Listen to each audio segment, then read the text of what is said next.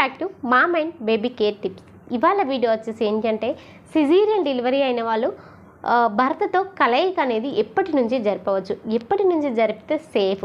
So ఇదంతా కూడా ఈ వీడియోలో క్లియర్గా తెలుసుకుందాం. వీడియోలోకి వెళ్ళిపోయే ముందుగా మన ఛానల్ అయితే సబ్స్క్రైబ్ అయితే చేసుకోండి, పక్కనే ఉన్న బెల్ ఐకాన్ అయితే క్లిక్ చేయండి. నేను పెట్టే ప్రతి వీడియో కూడా మీకు ముందుగా నోటిఫికేషన్ కూడా రావడం అయితే జరుగుతుంది.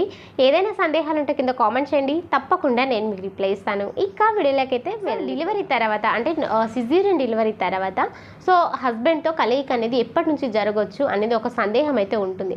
చాలామంది ఈ విషయం గురించి ఆలోచిస్తూ ఉంటారు, ఎందుకంటే ఇది కొంచెం డాక్టర్ని అడగడానికి ఇబ్బంది అయితే పడుతూ ఉంటారన్నమాట.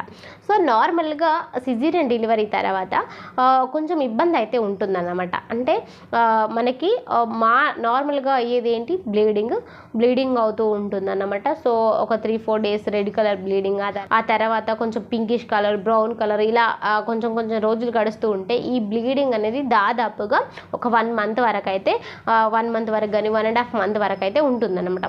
కొంతమందిలో ఈ బ్లీడింగ్ అనేది 3 మంత్స్ ఉంటుంది, కొంతమందిలో 6 మంత్స్ ఉంటుంది. ఇది మనము ఒక్కొక్కరికి ఒక్కొక్కలాగా ఉంటుంది. సో సేమ్ ఇదే ఇంతవరకే ఉంటుందని మనం చెప్పడానికి లేదన్నమాట.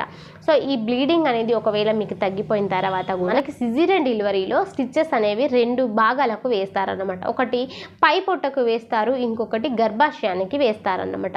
సో ఈ పై పొట్టకి వేసిన ఈ స్టిచ్చెస్ అనేవి ఉంటాయి కదా, ఇవి మనకి 3-4 డేస్లోనే హీల్ అయిపోతాయి, 11 డేస్కి అయితే పూర్తిగా కంప్లీట్ అయిపోతాయి అన్నమాట. సో మనకి టోటల్లీ 11 డేస్ వరకు ఆ స్టిచ్చెస్ అయితే కంప్లీట్ అయిపోతాయి. కానీ లోపల మనకి గర్భాశయ పొరలకు స్టిచ్చెస్ అయితే ఉంటాయో అవి అయితే కొంచెం మానడానికి చాలా టైం పడుతుంది అన్నమాట. సో వీటి వల్ల కూడా చాలా జాగ్రత్తగా ఉండాలి కూడా. అంటే జాగ్రత్తగా అంటే ఏంటంటే ఎక్కువగా బరువులు మోయకూడదు అన్నమాట. సో బరువులు మోస్తే కూడా అంత మంచిది కాదు. సో దాదాపుగా 3 నెలల వరకు చాలా రెస్ట్లో ఉండాలన్నమాట.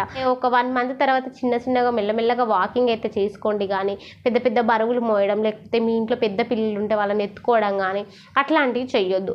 లేదు మెల్లగా కూర్చుండి మీ బేబీకి ఫీడింగ్ ఇచ్చుకోవడం కానీ, లేకపోతే నిల్చొని చిన్నగా మెల్లగా వంట చేసుకోవడం కానీ ఇట్లాంటివి చేయొచ్చు. కాకపోతే ఎక్కువగా బరువులు అయితే మోయకూడదు 3 నెలల వరకు, ఎందుకంటే లోపల అవి ఆ యొక్క స్టిచ్చెస్ అనేవి ఇంకా మానవన్నమాట, పచ్చిగానే ఉంటాయి. సో ఈ జాగ్రత్త అయితే తప్పనిసరిగా తీసుకోవాలి.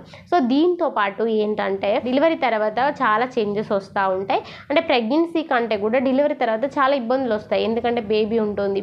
సో బేబీకి ఫీడింగ్ ఇవ్వాలి, బేబీ సంరక్షణ చూసుకోవాలి, నైట్ టైం సరిగ్గా నిద్ర అనేది ఉండదు, వాళ్ళు పిల్లలు లేచి ఏడవడం ఇలాంటివి అన్నీ చేస్తూ ఉంటారన్నమాట. సో ఇట్లాంటి టైంలో మదర్ చాలా ఇబ్బందిగా ఉంటుందన్నమాట. సో బ్రెస్ట్ ఫీడింగ్ ఇవ్వాలి, సో చాలా రకాల ఇబ్బంది అయితే ఉంటుంది. సో అందుకనే మీరు కలయిక అనేది జరపడానికి దాదాపుగా 3 నెలల తర్వాతనే జరపాలి అన్నమాట.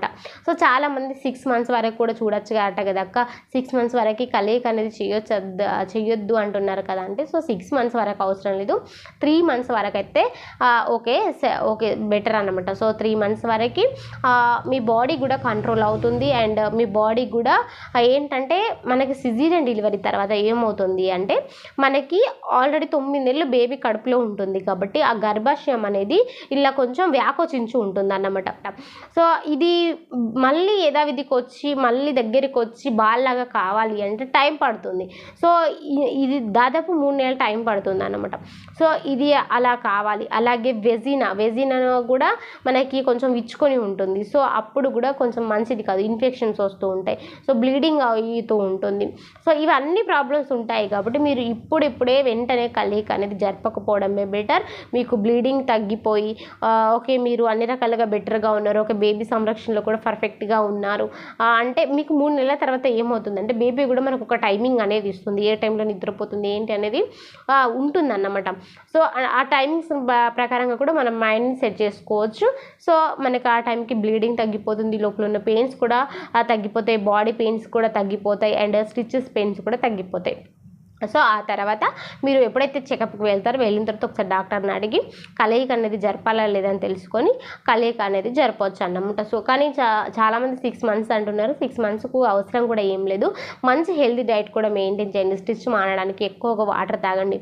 సో చాలామంది అడుగుతున్నారంట పప్పులు అనేవి తినకూడదంట కదా అక్క, అసలు ఎప్పటివరకు తినొద్దు, 6 మంత్స్ వరకు కూడా తినొద్దంట కదా అంటే సో 6 మంత్స్ అవసరం లేదు, ఎందుకంటే ఒకప్పుడు వేరు ఇప్పుడు వేరు. ఒకప్పుడు మన పెద్దవాళ్ళు అవన్నీ ఫాలో అయ్యారంటే ఎలాంటి ఎలాంటి మెడిసిన్స్ లేవు. సో అవి ఫాలో అయ్యారు. బట్ మనకి ఇప్పుడు చాలా మంచి మెడిసిన్స్ ఉంటున్నాయి.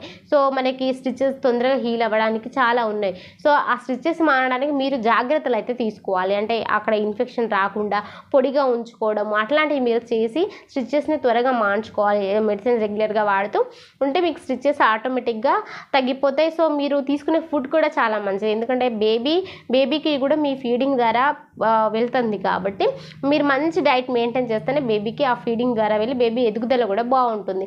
అంటే ప్రోటీన్ ఫుడ్ తీసుకోవాలి. ప్రోటీన్ ఫుడ్ మనకు ఎందుకు దొరుకుతుంది, ముఖ్యంగా పప్పులలోనే. సో పప్పులు ఖచ్చితంగా తినాలి. సో మీకు అంతగా భయం ఉంటే 1 మంత్ తర్వాత తినండి పప్పులు. కందిపప్పు మట్టికి డెలివరీ అయిన తర్వాత తినొచ్చు.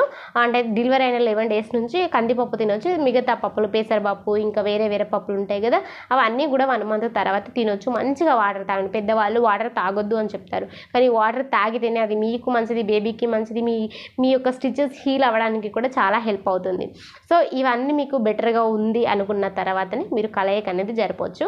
మీకు బ్లీడింగ్ తగ్గింది అంత బాగుంది అంటే 3 నెలల తర్వాత 6 ఎప్పుడైనా చేయవచ్చు. సో ఫ్రెండ్స్, క్లియర్గా తెలుసుకున్నారు కదా. ఇక మరొక వీడియోలో నేను మీ ముందుంటాను. ఈ వీడియో కనుక మీకు నచ్చితే లైక్ చేయండి, షేర్ చేయండి, మన ఛానల్ అయితే సబ్స్క్రైబ్ చేసుకోండి. Thank you so much.